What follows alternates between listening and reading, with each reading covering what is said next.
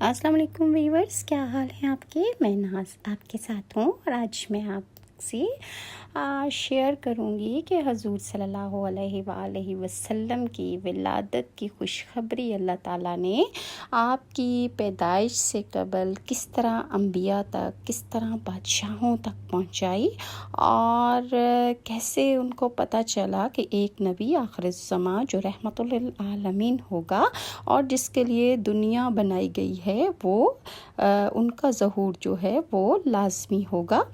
تو راوی کہتے ہیں کہ حضرت دانیال علیہ السلام کے زمانے میں بخت نصر مشہور بادشاہ تھا۔ ایک مرتبہ بخت نصر نے خواب دیکھا، مگر بیدار ہوتے ہی وہ خواب بھول گیا۔